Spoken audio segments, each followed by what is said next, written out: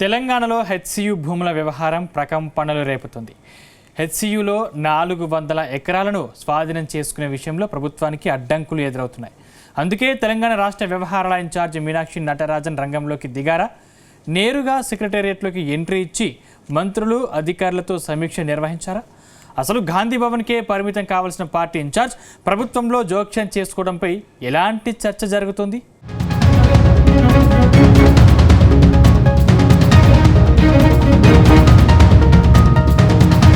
Hyderabad central university భూముల వ్యవహారం రాజకీయంగా దుమారం రేపింది. హెచ్సియు పరిధిలోని 400 ఎకరాల యూనివర్సిటీ భూములను ప్రభుత్వం లాక్కుంటుందని విద్యార్థి సంఘాలు, మరోవైపు విపక్షాలు రచ్చరచ్చ చేశాయి. అయితే ఈ భూములు యూనివర్సిటీకి సంబంధించినవి కాదని ప్రభుత్వం వాదిస్తోంది. కానీ ప్రతిపక్ష బీఆర్ఎస్ మాత్రం ఈ వ్యవహారాన్ని రాజకీయంగా వాడుకుందనే టాక్ ఉంది. ప్రభుత్వాన్ని అన్ని రకాలుగా ఇరుకన పెట్టే ప్రయత్నం చేసింది. ఈ క్రమంలోనే సుప్రీంకోర్టు స్టే ఇవ్వడంతో భూముల స్వాధీనానికి బ్రేక్ పడింది.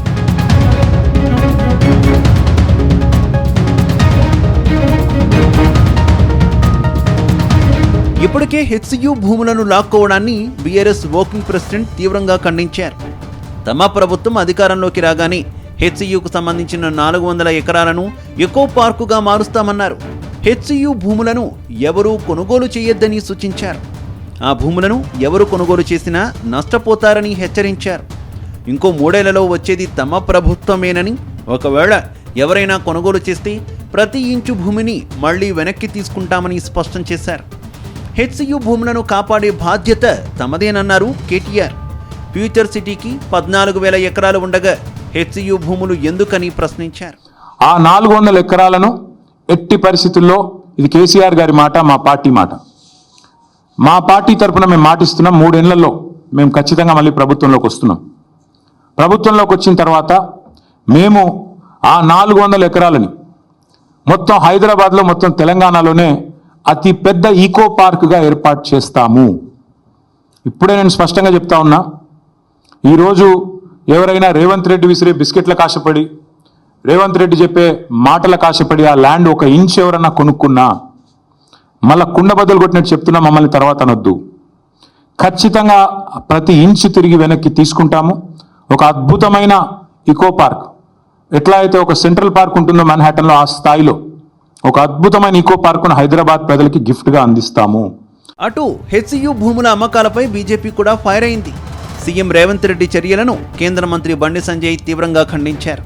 తెలంగాణలో ఉన్నది ప్రజా ప్రభుత్వం కాదు, రబ్బర్ స్టాంపు ప్రభుత్వం అని విమర్శించారు కేంద్ర మంత్రి బండి సంజయ్.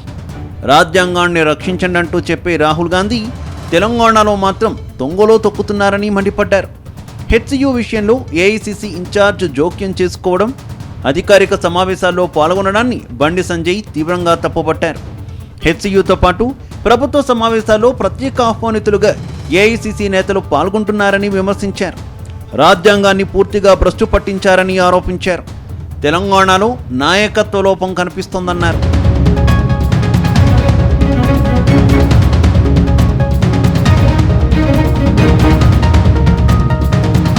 ఈ వరుస పరిణామాల నేపథ్యంలో జరుగుతున్న డ్యామేజీని కాంగ్రెస్ పెద్దలు గుర్తించారు.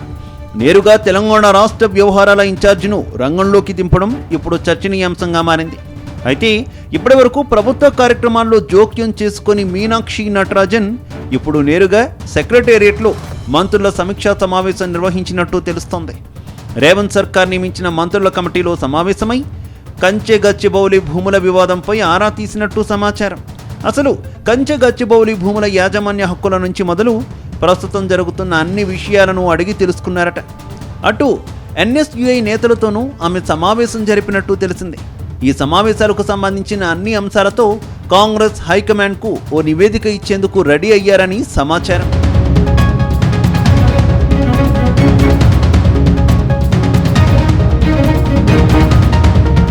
ఇక్కడే తెలంగాణ కాంగ్రెస్ నేతలు టెన్షన్ పడుతున్నట్టు తెలిసింది. ఈ మధ్యనే పార్టీ ఇన్ఛార్జ్గా బాధ్యతలు స్వీకరించిన మీనాక్షి నటరాజన్ నేరుగా సచివాలయానికి వెళ్లి సమావేశం జరపడంపై నేతలు పరేషాన్ అవుతున్నారట.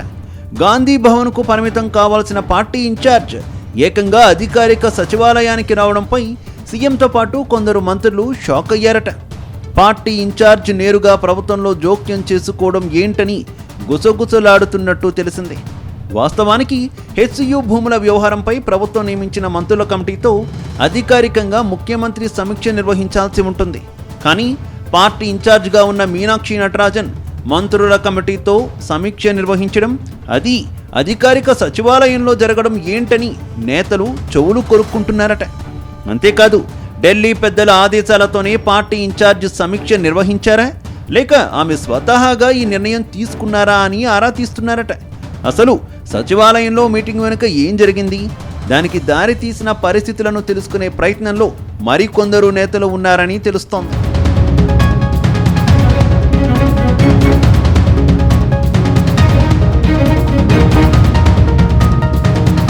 మరోవైపు మీనాక్షి నటరాజన్ దూకుడుపై మంత్రులు టెన్షన్ పడుతున్నట్టు తెలిసింది.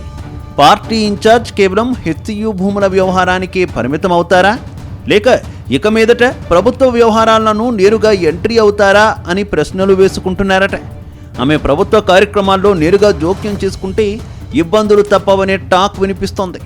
అంతేకాదు, రానున్న రోజుల్లో మీనాక్షి నటరాజన్ ఎలాంటి నిర్ణయాలు తీసుకుంటారో అని ప్రభుత్వ పెద్దలు పరేషాన్ అవుతున్నట్టు తెలిసింది. మొత్తానికి మీనాక్షి ఎంట్రీ ప్రభుత్వ పెద్దల్లో వణుకు పుట్టిస్తోందని జోరుగా ప్రచారం సాగుతోంది.